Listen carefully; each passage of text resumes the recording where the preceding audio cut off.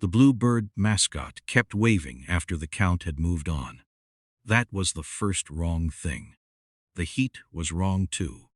So was the sour glue smell leaking off the costume line, and the music thumping hard enough to make the empty seats buzz. But the arm was what caught Tamson. Rigid foam rose, dipped, rose again, and came back to the exact same angle each time. Too clean, too faithful, like a toy somebody had wounded and forgotten. Dr. Tamson Vey watched from the rehearsal edge with one hand low on Brindle's short lead. The cue card in the floor marshal's hand showed 12 birds. Tamson counted 12, then counted the little corrections bodies made after a held pose. Knees, hips, shoulders, breath. A living body always made some cheap little argument with gravity. This one had stopped arguing. The blue bird had missed its recovery beat. But it was still smiling through a beak big enough to hide a person running out of air. Brindle's rubber reward hit the deck beside Tamson's boot with a flat slap. Elka Rourke, head set crooked, said, "That bird missed the recovery beat." Tamson stepped toward the tape before the room could vote on whether dying was convenient. Brindle did not look ashamed, which was useful, since shame was a human hobby and mostly bad engineering. The dog panted hard, head angled away from the Mascot line, ears tight. Focus sliding off the hot foam and rubber as if the air itself had turned slick. Sugar drink had spilled near the sideline. Adhesive cooked under the stage lights. Sweat shone on every Mascot shell and made distress look like production value. Tamson crouched just long enough to see Brindle's sides working too fast. Dirty room. Bad scent field. No clean answer there. Elka came in from Tamson's left, one finger tapping time against her thigh. She did not look at Brindle. She watched the blue bird. "That wave is too clean," she said. Tamson kept her eyes on the arm. "Heat. Maybe, but not like that." Elka's mouth tightened. "A Mascot should look weird.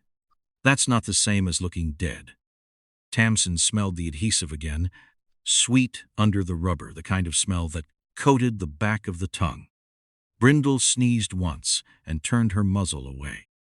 Tamson stepped over the rehearsal tape before anyone gave her permission. A floor guard moved into her path, because lines made people feel useful. He lifted a hand toward her chest, not touching, still polite enough to pretend this was a misunderstanding. "Dr. Vey, hold position." The music kept counting. The bird kept waving. Tamson saw the foam wrist lock into the same bright angle, and the torso sway just late enough to be mistaken for style by people who needed the rehearsal to continue. "Call the performer's stage name," she said. The guard blinked. Behind him, Lyle Quince had turned from a monitor, polished and tense, his eyes doing that producer trick of measuring danger in seconds of schedule. "We are in a live cue," he said. "Nobody is live," Tamson said, and shifted around the guard instead of arguing with him. He matched her angle. Elka snapped at the nearest marshal, cut the bird line to standby. The marshal looked at Lyle. Lyle looked at the cue card. The card sat there with 12 neat slots, brave as paper always was when it had no pulse.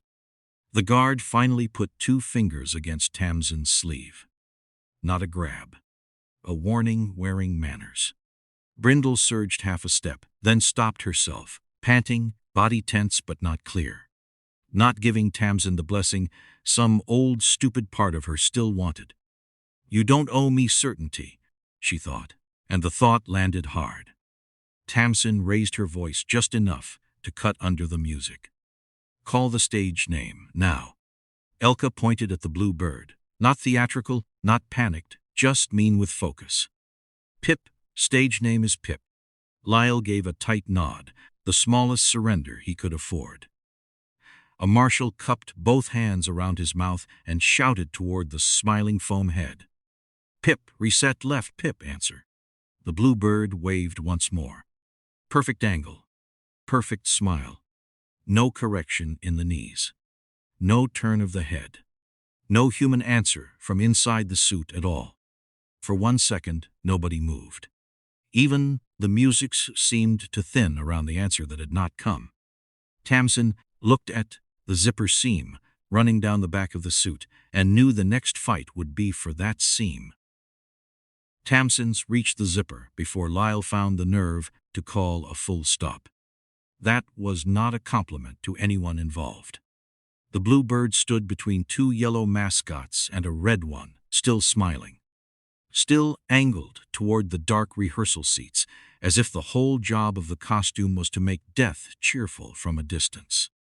Elka got there on Tamson's right and caught the shoulder shell, not rough, just enough to stop the little mechanical sway. The zipper tab was buried under damp blue pile. It dragged hard when Tamson pulled it down, foam teeth rasping, the sound small and ugly under the music as the track finally stuttered out. Heat breathed from the suit. Sweat, rubber, sour adhesive trapped exhale. The person inside did not help. A performer with heat trouble usually fought for air, even badly. This body sagged forward into the harness like it had been hung there. Elka had the clipboard now. Her thumb moved down the grid once, then again. 12 on the floor, she said. 13 IDs checked out. The cue card had fallen near her boot, face up, boxes neat, ink black. Neat things caused a shocking amount of damage for objects that never had to bleed. The wrong badge showed first. It had been clipped too high, tucked half under the collar where a floor camera would never catch it. And the name on it did not match the blue bird slot. The laminate flashed under rehearsal light, cheerful and useless. Tamson caught a glimpse of a face through the open seam, slick with heat. Eyes not focusing, mouth working around breath that barely made it past the mask liner. Female, not the performer listed. Early 30s, maybe. Tamson did not have time to turn her into a story. Later could have stories if later survived. Under the foam belly, the harness had been altered with a second strap. Pulled tight in a way meant to hold weight upright, not help a dancer move. It was not performance gear. It put the body into a carrying angle. Bad angle. A strip of field-style dressing crossed beneath the undershirt, blunt and economical. It bought minutes, not comfort. Brindle stood behind Tamson's left leg, panting, unhappy, present but useless for truth in this soup of smells. Tamson touched only what she had to. Unnecessary touch was panic, trying to look helpful. Lyle started in with, "We need medical holding," but a man in a dark event jacket was already inside the space, as if the sentence had summoned him. He moved with 2 others. One watched the security lead. One opened a folding transfer sling. One angled toward the altered harness and waited for the smallest cue from the man in front. No wasted hurry. No panic. That made them worse. The credential on the lead man's chest was visible, too visible, the kind people wore when they wanted hesitation from everyone else. "Doctor, step back," he said. Low voice. Calm. Practiced enough to be dangerous. "This removal is already cleared." His man slid a gloved hand toward the harness. Tamson put her forearm across the opening before the glove reached the woman. No strike, no grand gesture. Just a hard line through the only access that mattered. "Cleared by who?" she asked.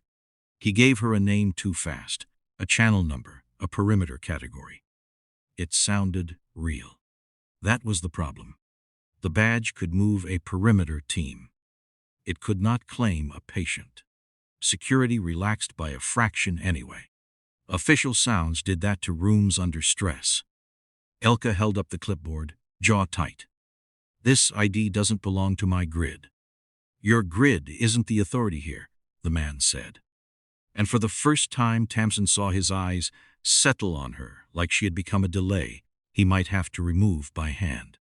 Kier Danton, the credential read. Private protective transport. Not venue, medical. Not patient control. The distinction landed in Tamson's head with a cold click. A badge could get a man across a line. It did not give him a body that could not answer. It did not give him a casualty dressed wrong and held upright inside foam. The cue speakers popped overhead.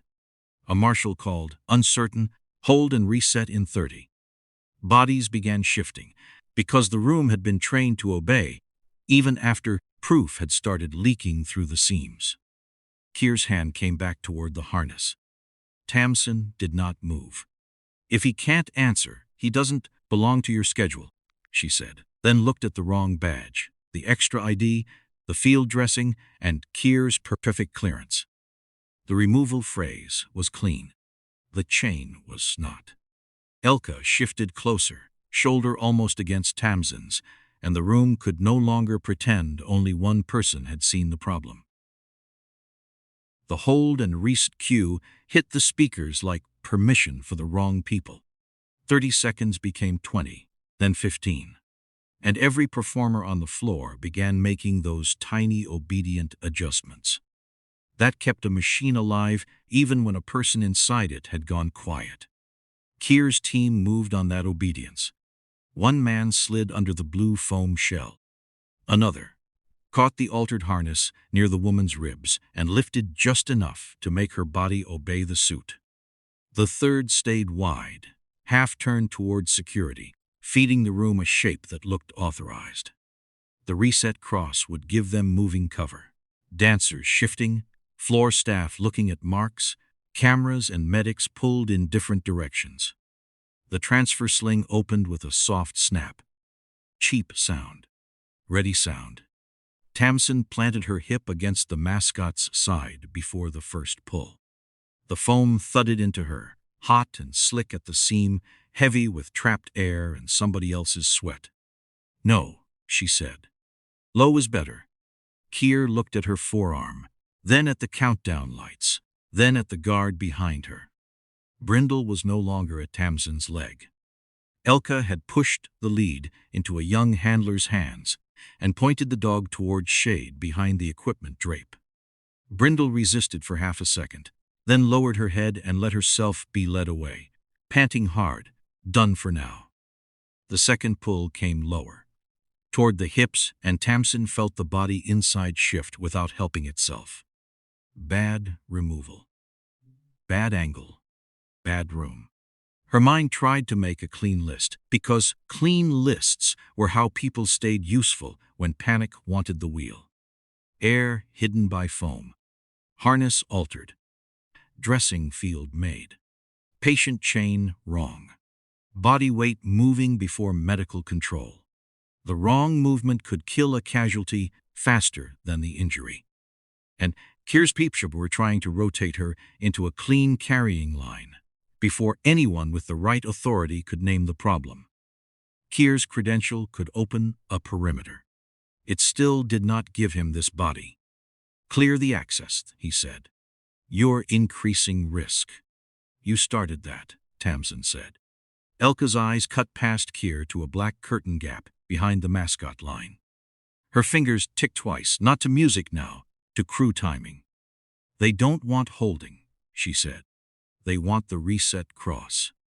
Tamson kept her shoulder wedged under the foam arm. "How long?" 8 seconds before the floor moves right. Lyle snapped. "Elka, do not interfere with staging traffic." Elka kicked a wardrobe rack breakdown with her heel and shoved the rack crooked into the path. Costume bodies swayed. The clean cover Kier wanted went dirty. Kier's people adapted without noise. The security watcher shifted wider, keeping staff uncertain. The harness man changed grip and tried to bring the woman's hips around the rack edge. The sling man waited for the angle, instead of wasting strength. Professional. Irritating. Tamson took the uglier footing and wedged her shoulder deeper, under the blue Mascot's arm, so the body could not be pulled cleanly free. A guard caught her badge lanyard as if he meant only to hold her back, and the plastic bit hard against the side of her neck. She used the pressure, leaned into it, Let her own neck pay a little, so the woman inside the suit did not pay more. The foam beak knocked her cheek. Hot rubber brushed her mouth. She tasted glue, sweat, stage dust. "I'm not stopping the show," she said, because Lyle was still shouting about the show. "I'm stopping a body from dying inside it." Kier's eyes hardened by 1 degree. His man pulled again, and the altered harness creaked. The woman inside made a small sound then, not a word, barely a protest, but it changed the air. Everybody heard it. Even Lyle. "Shut up." Elka shoved the crooked rack farther. The reset cross missed its mark, and the whole floor stumbled into confusion instead of clean movement. The cost came fast. The guard unclipped Tamson's access badge with a sharp plastic pop. Another security lead stepped into her space, red-faced, trying to look official instead of scared. "Dr. Vey, your floor access is suspended." Tamson kept one hand on the Mascot seam until Elka caught her wrist under the foam and squeezed once. Not surrender. Timing. Kier's team had lost the clean pull, not the room. They eased back, calm, already rearranging themselves for the next opening. The blue suit sagged against Tamson's shoulder. Alive enough to make the fight worth having and not alive enough to make it simple.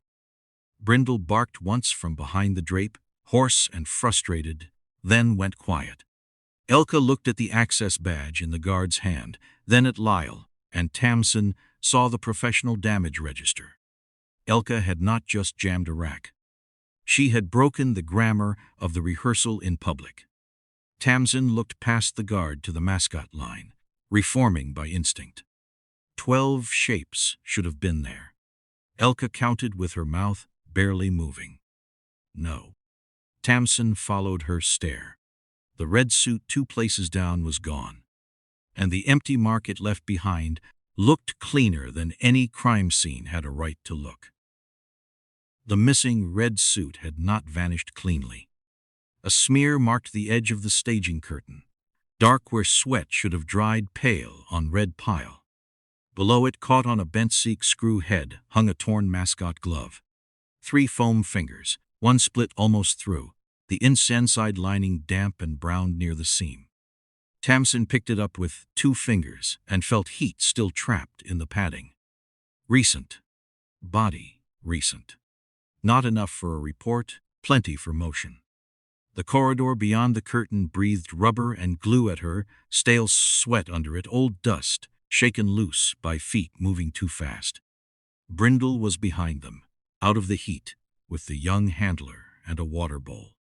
Tamson felt the absence, like a missing instrument. No dog, no badge, no clean authority. Just Elka, a torn glove, and a body moving away while the open floor negotiated with itself. Elka slipped past the curtain first. "Props, not performer traffic," she said. "If they took a suit this way, they didn't want eyes." Tamson followed under a hanging tailpiece, and the rehearsal music turned muffled, like the building had put a hand over its own mouth. Mascot heads stared from both sides of the corridor. Birds, wolves, one grinning thing too bright for the bad light. Their painted eyes caught broken glare from overhead strips and threw it back in little white chips. Racks narrowed the space so shoulders brushed foam every few steps. Cables lay in black curves over the floor. Tamson hated them immediately. Cables made people look down when they needed to look ahead. Elka did not slow. She read the corridor the way Tamson read a failing body. What belonged, what had been forced, what had moved under pressure. Crew traffic would go left, Elka said. Costumey resets go through prep. This is dead storage unless somebody is hiding a transfer. Tamson stepped over a cable, caught a darker smear on the wall, and touched it with the torn glove instead of her bare hand. Damp. Sweat, maybe blood thinned with sweat. The glove proved the red suit had moved with someone inside it recently. The smear said the movement was not clean. At the far end, something scraped. Foam against metal. Then A door thumped once, soft and heavy, like a body had bumped it from the wrong side. They ran. Not gracefully. Grace had no place in a prop corridor built by people who hated knees. Tamson clipped her shoulder on a rack and sent 3 Mascot heads rocking. Their hollow faces knocked together with dull plastic clacks. Elka ducked under a hanging wing and pointed right. Not that way. That sightline hits the rehearsal floor. Tamson followed because Elka knew which spaces were meant to be seen and which ones swallowed mistakes. A black earpiece lay crushed near a rack wheel.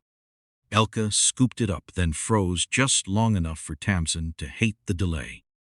Not production, Elka said. Wrong make, wrong channel. Does it tell us whose? No. Her face tightened. It tells us somebody was talking outside my show. Partial truth. The only kind rooms gave for free. Another scrape came ahead, faster now. A red blur crossed the gap between racks, too quick for Tamson to read body shape, but big enough to be the missing suit. She lunged and caught only hanging foam. It twisted in her hand, warm from corridor air, useless. The corridor narrowed into a gray service pocket where objects were supposed to wait unseen. Not performers. Objects. A rack had been shoved across the far opening. Too neat. Too deliberate. Tamson put her shoulder to it and felt the wheels resist, locked from the other side. Elka cursed under her breath, not loud, almost respectful. Behind them, the muffled rehearsal count resumed. Lyle had chosen motion again because schedule was the power he understood. Tamson pressed both palms against the rack. Help me. Elka dropped beside her. Together, they shoved. The rack juddered, Mascot heads bobbing overhead, their smiles shaking in the bad light. Somewhere beyond the gray door, a low voice said 2 words Tamson could not make out. Then another door answered with a hydraulic sigh. Controlled, private, moving away. The rack gave half an inch. Not enough. Time leaked out through that half inch. Elka's face had gone pale. That wasn't crew. Tamson looked at the torn glove, the broken earpiece, and the rack placed exactly where it would steal time.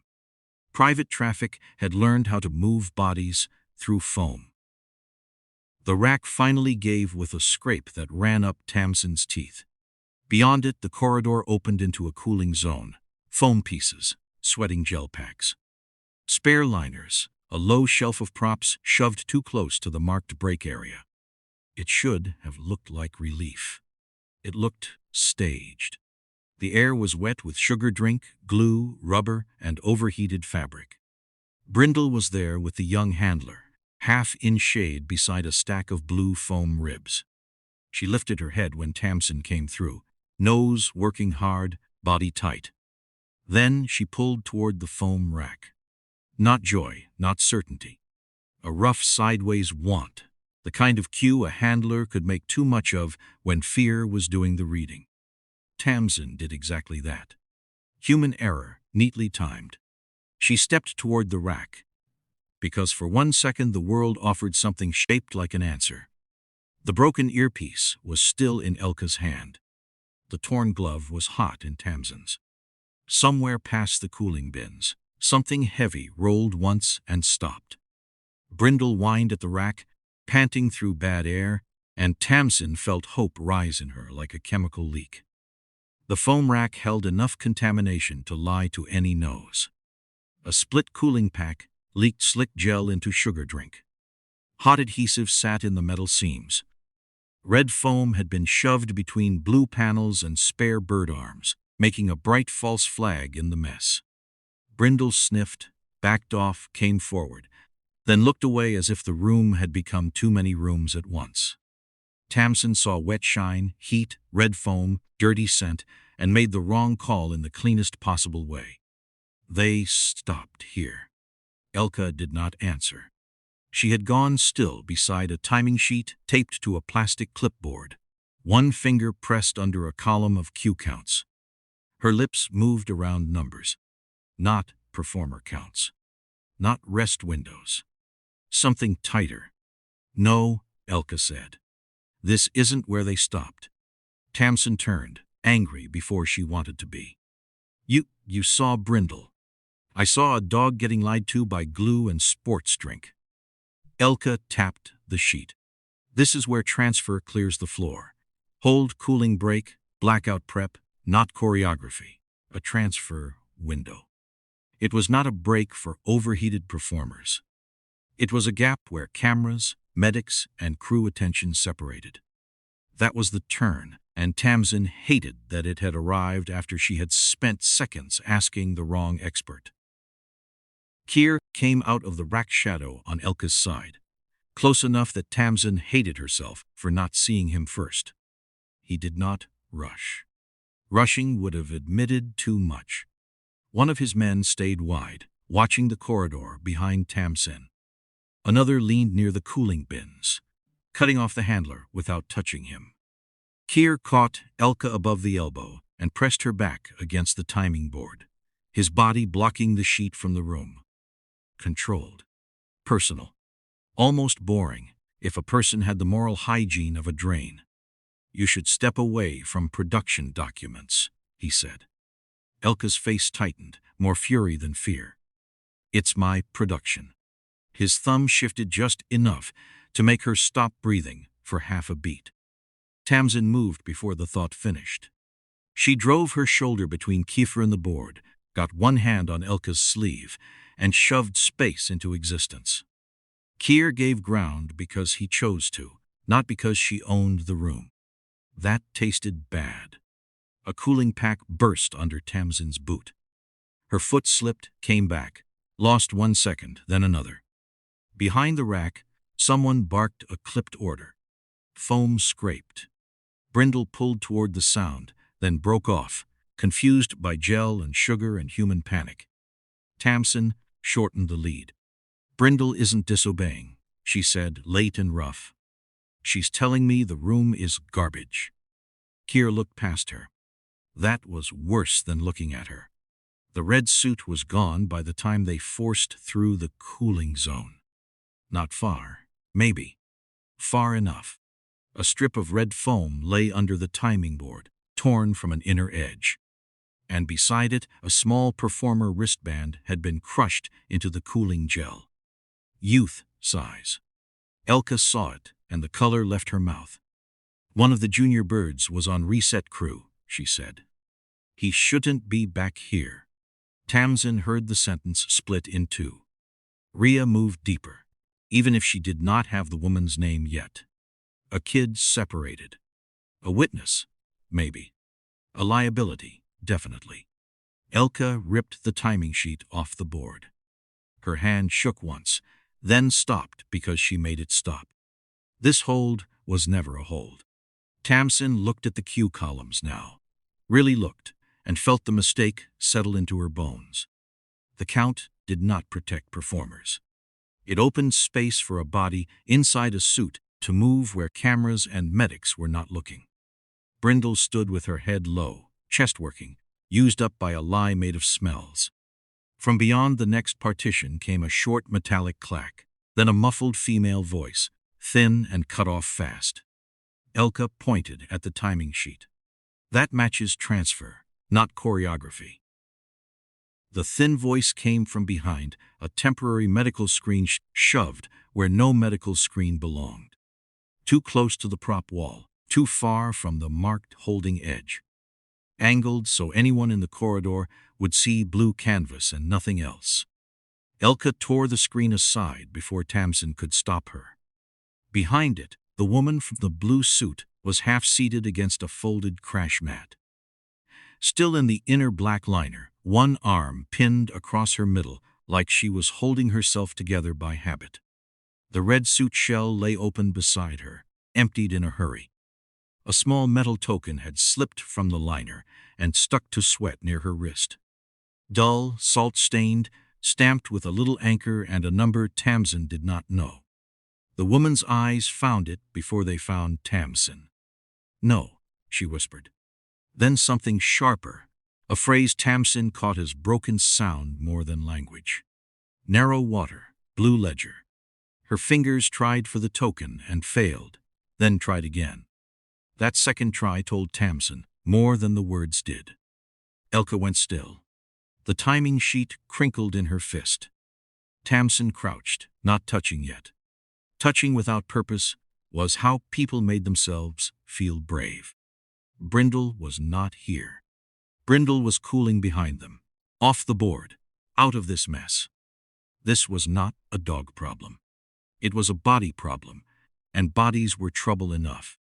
A burned translation card lay under the edge of the crash mat.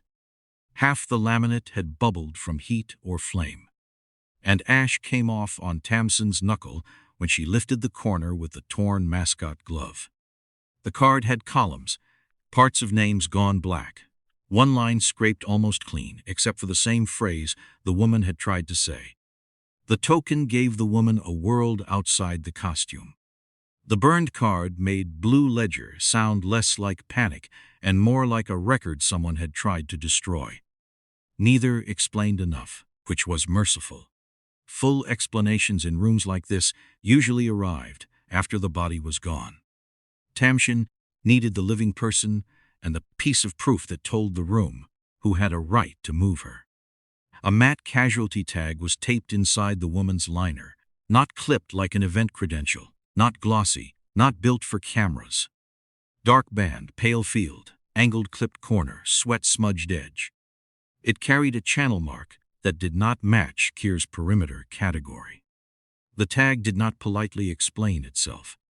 It did something better. It contradicted him. Perimeter moved bodies through space. This tag owned the medical chain around one body. The woman watched Tamson watching the tag. "Rhea," she said, barely there. "Solon, don't let them clean exit." Kier's people hit the screen from the corridor side before Tamson could answer. Not a charge, not movie nonsense. Fast pressure. One man on the frame, one shoulder through the gap, another reaching for the red shell, as if the costume itself had become a handle. Kier followed behind them, jaw set, eyes on the tag. That was the tell. Not the token. Not the burned card. The tag. "She is under transport control," he said. "No," Tamson said, and pulled the liner edge over the tag with her left hand, while bracing Rhea's shoulder with her right. "She's under a patient chain you don't hold." One of his men grabbed the crash mat and dragged it 6 inches. Rhea hissed, all pain folded inward. Elka jammed a rack stand against the screen legs and kicked the timing sheet under the mat with the burned card. Messy. Blessedly messy. Kier's hand shot out for Elka's wrist. Tamson shoved up into the space, taking the hit on her shoulder, because no clean version existed. The screen buckled. Metal legs shrieked across concrete. Ash smeared under Tamson's palm. Rhea's fingers closed around the token at last, weak but stubborn. "Clean exits prevent dirty wars," Kier said, calm as weather. A clean exit, Tamson understood, meant a removal clean enough to wash the chain afterward. The retake failed by inches, which meant it was not over. Kier's team lost the clean grip when Elka's rack stand jammed the screen. And Rhea tucked the token against her chest with the desperate care of someone hiding a match in rain. Tamson kept the tag covered and attached, feeling the tape pull against the liner every time the body shifted. If the tag tore free, the room would turn into opinions. If it stayed with Rhea, maybe one clean fact would survive all this sweaty theater. Kier stepped back first. Not beaten, recalculating. His eyes flicked toward the corridor behind Tamson, where the crushed youth wristband had been left in cooling gel and where some junior performer had apparently seen enough to become useful or endangered. Which in this room was almost the same job. Elka saw the look too. "The kid," she said. "Short. Sick." Tamson did not look away from Kier. "Find him." Rhea's breath clicked in her throat. She looked at the tag, then at Tamson, and forced out 3 more pieces. Wrong chain, chest mark, not him. The fragments hit hard enough. Tamson looked at Kier's perfect credential, then at the matte tag sweating under her hand. The tag belonged to a chain he should not control, and now he knew she knew it. The kid-sized wristband was where no wristband should have been, looped around the neck of a foam mascot head with its smile turned toward the wall. Tamson saw it from the temporary medical screen because wrong things had started to stand out for her. Not in any mystical way, just the way a bad room began teaching you its alphabet. The prop stack beyond the holding edge sat quiet and ugly, a hill of mascot heads, folded tails, spare arms, and costume ribs. Quiet was not peace back there. Quiet was storage eating sound. Elka stopped Tamson with 2 fingers against her sleeve before she moved. "Not all of it," she said. "That stack gets rebuilt by sequence. Heads left, limbs right, wristbands on the clipboard. That bird head is wrong." Tamson looked at Rhea, still curled around the token with the casualty tag, hidden under the liner. Splitting attention felt like cutting a rope while hanging from it. "Narrow it," Tamson said. Elka did, fast, no drama. She traced scuffs in foam dust, a low drag mark, a child-sized shoe print half erased by a rack wheel. Not the whole corridor. Not magic. A 3-rack pocket behind 2 oversized bird heads and a collapsed banner tube. Only then did Tamson call for Brindle. Brindle came in tired, damp around the muzzle, offended by the entire human species. Fair. The young handler kept her short, and Tamson took the lead with her palm low and loose. Not asking for a miracle, because she had already paid for that particular idiocy. Brindle's ribs worked hard. Her ears were back. She sniffed the open space, turned from the worst glue smell, and checked the narrow pocket. Elka had built with human eyes first. The dog was not solving the case. She was working a small, filthy problem with limits on every side. "Easy," Tamson said. Not command voice. Partner voice. Brindle nosed past a foam wing, paused at the banner tube, then sat halfway, crooked and uncertain, facing a stack of blue and yellow heads. Tamson did not move yet. She listened. There it was, a small breath behind the hollow heads, quick and trapped, trying very hard not to be a sound. Elka shifted a rack back 1 inch. Foam dust slid off like dirty snow. A mascot face tipped forward, its painted grin bumping Tamson's knee. She caught it before it hit the floor. The room was already trying to kill people. It did not need percussion. The junior performer was folded behind the heads, knees up, 1 hand clamped over his mouth, the other around a strip of red inner strap and a plastic transfer sleeve. He was maybe 15, maybe younger, in the way scared kids became all elbows and huge eyes. He stared past Tamson toward the corridor, waiting for Kier's shoes to return. Tamson kept her voice flat. "Look at me. Breathe normal." He shook his head once, hard. Not a speech, then. Thank God for small mercies and terrified teenagers who understood brevity. Elka crouched beside the rack, reading the strip trip before touching it. "That's from the Red Suit." The boy pushed the plastic sleeve toward her like it burned. 2 words came out of him, thin and scraped. "Wrong man." Tamson took the sleeve by the edge. Inside it sat a duplicate mascot transfer marker, black stripe across the top, with a perimeter transport mark where a performer reset slip should have been. That was the point. It should have been performer flow. Instead, it carried Kier's transport mark. A little timing square had been torn from the cue sheet and shoved behind it. Blackout prep. Same column Elka had pulled from the board. The sleeve did not explain the network. It did not have to. It showed Kier's channel entering the show. Pressure closed from the corridor before the boy could stand. Shoes on concrete. A rack shifted behind them, then another, Metal wheels turned sideways to narrow the way back to Rhea. Kier's people did not shout. Shouting was for amateurs and panicked staff. These men made small adjustments and turned space into a decision. Elka tucked the timing scrap under her headset band, ugly and visible, then handed Tamson the red strap and sleeve. "This gets us to the threshold," she said. "Not through it. Through comes later." Tamson disliked how thin that sounded. She put Brindle's lead back into the handler's hand and pointed him toward the boy. "Stay behind Elka. If anyone asks, he is a performer under medical watch." It was not enough authority. It was what they had, the official motto of bad rooms everywhere. Rhea looked from the crash mat to the sleeve in Tamson's hand and tightened her fingers around the token. She understood before anyone explained. Ahead, the corridor lights dimmed once, a rehearsal pulse from the backstage cue zone. Elka's face snapped toward it. "Contradicts threshold," she said. Behind them, a rack locked into place with a clean little click. Evidence gained. Exit closing.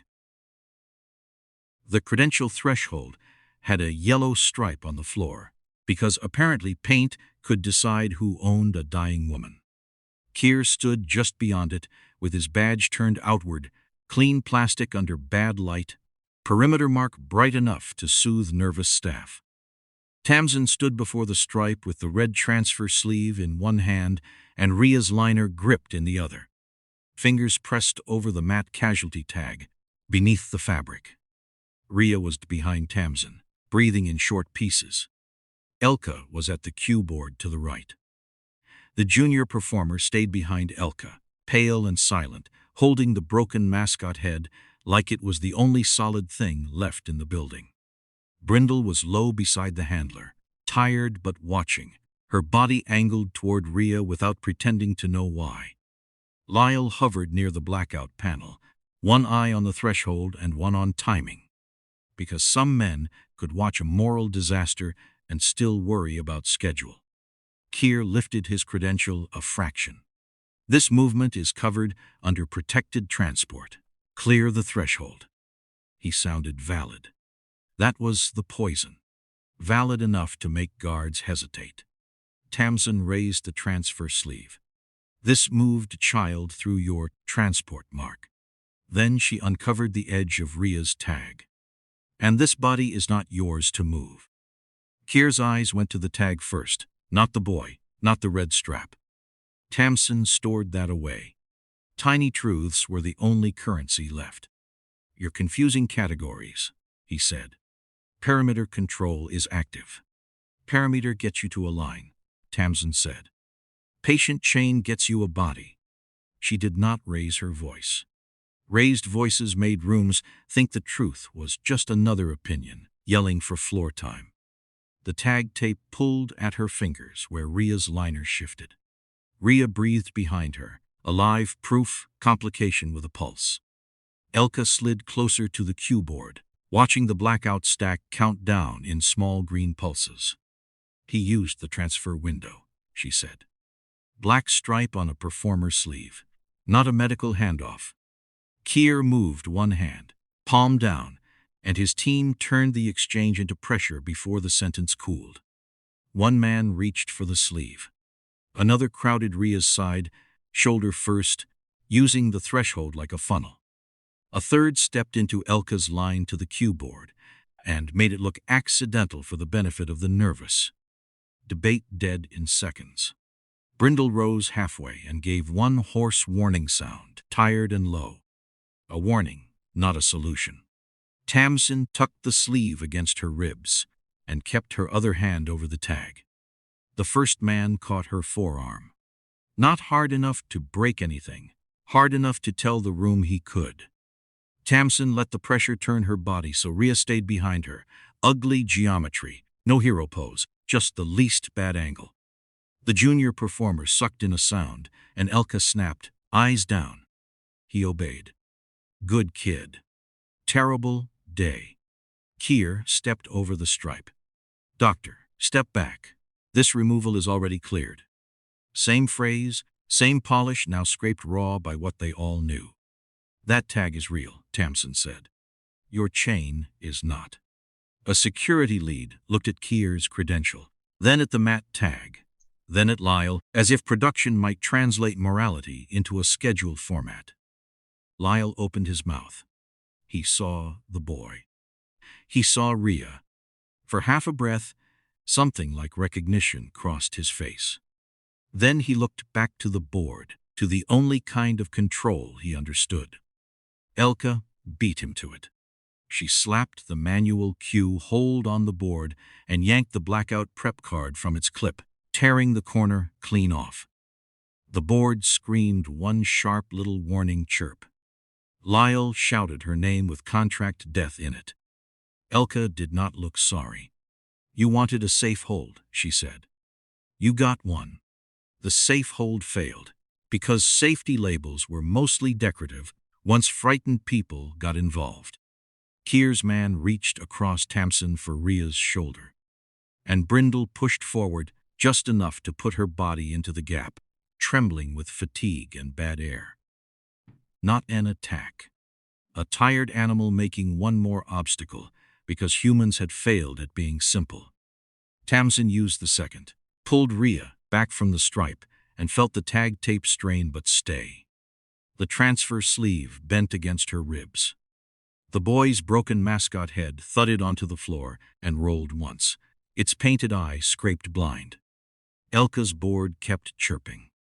The blackout panel changed from green to amber. Lyle went very still. That cue isn't due yet, he said. Kier's expression barely moved, which told Tamson enough. He had not needed a hack.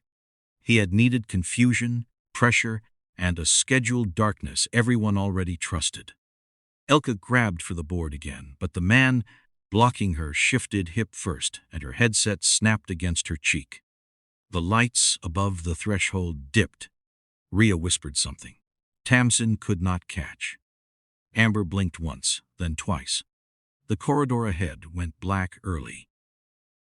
The corridor went black while bodies were still moving by memory. That was the bad trick. Nobody stopped when the light cut. Hands kept reaching. Shoes kept scraping. Rhea's breath struck Tamson's shoulder in short, broken bursts. The matte tag sat under Tamson's palm, taped to the liner, warm and slick from sweat. The transfer sleeve bent against her ribs. Brindle's hoarse breathing sounded low near her knee, then vanished under a foam crack as the broken mascot head rolled into someone's shin. Kier's voice came from the dark. Move her. He did not need volume. He had the blackout, the threshold, the cue trust, and all the obedient habits rehearsal had trained into everyone. One body line pressed from the left. Another blocked the space behind Elka. Someone kept security talking in a low, urgent murmur, not enough for Tamson to hear, enough to make hesitation useful. It was not panic movement. It was practiced removal under cover of a scheduled mistake. Tamson pulled Rhea backward by feel. One arm across her upper body. One hand on the tag. Proof without the body was a souvenir. The body without proof was a problem men could rename. A shoulder hit Tamson hard enough to tilt her. She found the wall with her hip and kept Rhea between herself and the pull. A hand caught Rhea's liner and dragged. The tag tape stretched under Tamson's fingers. A small ripping sound cut through the dark. For one bad second, she thought it would tear free and the whole room would become words again. Claims. Categories. Clean badges explaining dirty movement. Tamson shifted lower. Not elegant, not strong in any useful poster sense, just tired weight put in the place that denied the clean angle. Her shoulder flared. Hip, next. Pain lined up and waited its turn. Rhea made a thin sound and clamped her own hand over Tamson's, over the tag. That was the turn. Not strength. Choice. Rhea found the edge of the matte strip by touch and pressed it flat against her liner. Fingers shaking hard enough for Tamson to feel the tremor through her knuckles. "Kest mark," Rhea whispered. "Keep it on me." She was not hiding the proof anymore.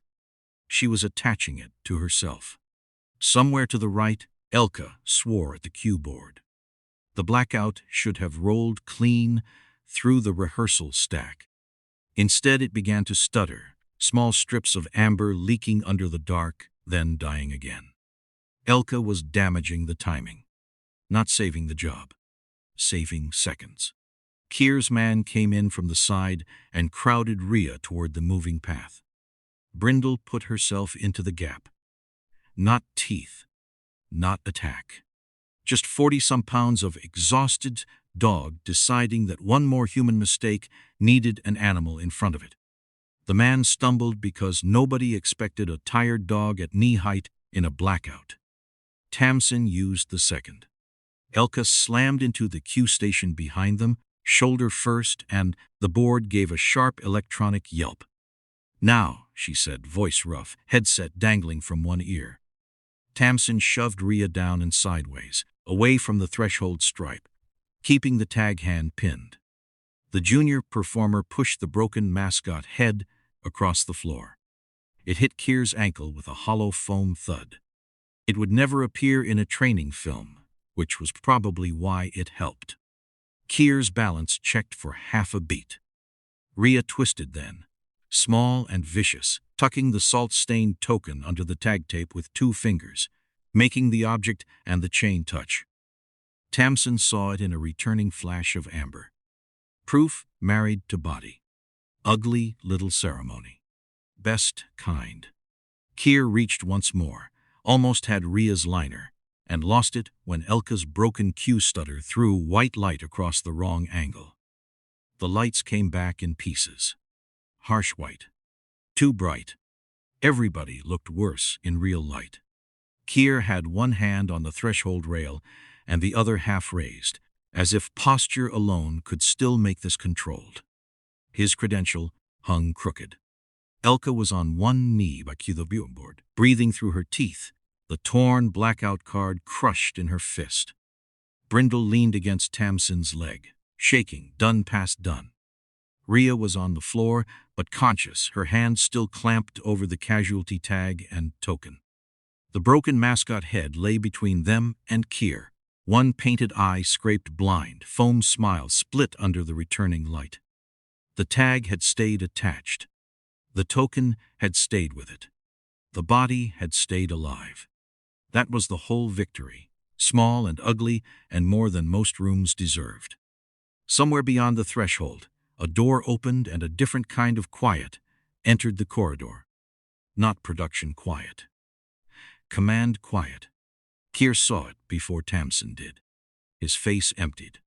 Tamson kept her palm over Rhea's hand until a voice from the far side said, "Hold position." The proof had survived long enough to be seen. Colonel Odron Kest did not ask what happened. That made Tam trust him a little, which was irritating, because trust was expensive and usually came with forms. He crossed the threshold with 2 people behind him and looked first at Rhea's hand, not Kier's badge. Not Lyle's ruined cue board, not the broken Mascot heads smiling up from the floor like a drunk witness. "Effract," Kest said. One word. Good word. Tamson lifted her palm slowly from Rhea's hand. Rhea did not let go of the tag. Smart. The matte strip stayed taped to her liner, sweat-smudged, one edge creased. The salt-stained token tucked under the tape where she had forced it during the blackout. Kest crouched enough to see the dark band, the clipped corner, the mark Rhea had called his. He did not touch it at first. He just looked, and the whole corridor changed around that looking. Kier's men stopped adjusting their stance. Security stopped pretending this was a production problem. Even Lyle, poor haunted clock watcher, went quiet. Kest finally reached 2 fingers toward the tag and stopped short of pulling. "Live chain," he said. "Preserved." Kier tried one sentence. Men like him always believed the right sentence could put blood back into a spreadsheet. "Colonel," Protected transport was active under perimeter authority. Kest stood.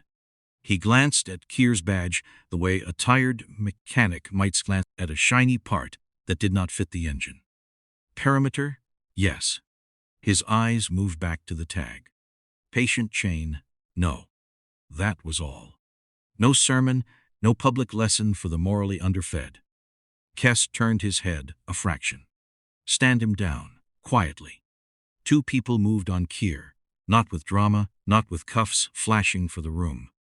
They closed space, took his access, and guided him back from the threshold, like removing a bad line from a script nobody would admit had been written. Kier did not confess. He did not rage. He looked once at Rhea, once at Tamson, and then at the tag, because that ugly little object had done what speeches could not. Rhea stayed alive. The token stayed with her. The burned card and timing scrap were gathered into a plain evidence sleeve, not a magic folder that solved the world. Tamson watched every hand that touched them. Habit. Or damage. Hard to tell after a certain point. The cost arrived without raising its voice. Kest ordered a sealed medical handoff for Rhea, and the phrase should have felt like victory. It felt like a door closing from the inside. Rhea's eyes found Tamson once as they lifted her onto a narrow transfer board. Careful now, real careful. Amazing what legitimacy did for human dexterity. Not free, Rhea whispered. Tamson shook her head. Just enough. Alive first. It was all she had, and it was not enough, which made it honest. Kest heard anyway. Dr. Vey stays inside the channel until I know what she touched. There it was. No medal. No apology. A box with her name on it. Being inside the channel did not mean trusted. It meant contained until useful. Elka stood by the cue board, with her headset broken against her collarbone, while Lyle's people avoided looking at her, as if career damage might be contagious. Kest took the torn blackout card from her hand. Your access is suspended pending review. Elka gave a small laugh with nothing left in it. Pending. That's cute. Lyle started to protest, then stopped when Kest looked at the cue board, the early blackout log, and the performer wristband. Your rehearsal control is sealed for review, Kest said. Lyle aged 5 years in one breath. Brindle slept sitting up by Tamson's boot until her chin finally sank onto her paws. Safe. Exhausted. No secret knowledge in those tired eyes, no final clue, just a good dog who had run out of body and kept giving seconds anyway. Tamson crouched and put 2 fingers against the warm fur behind Brindle's ear. The stage lights came back to clean white across the rehearsal floor. Bright enough to make everything look official if a person stood far enough away. That was the trick, always. Distance made lies elegant. Up close, the broken Mascot head was still there, near the yellow stripe. One eye scraped blind, foam smile split, a smear of dust across its cheek. Beyond it, Kest's people carried Rhea toward a sealed door. Kier was gone through another. Tamson was not invited to leave. The public story was already shrinking somewhere in Lyle's ruined control booth, becoming heat confusion. A rehearsal interruption, something tidy enough to survive sponsors and committees and other adult fairy tales. The network behind Rhea's fragments had not died in the corridor. Tamson knew that with the dull certainty of a bruise. But Rhea had a body for the truth to cling to. The tag had stayed real. Under the clean light, the Mascot head kept smiling anyway.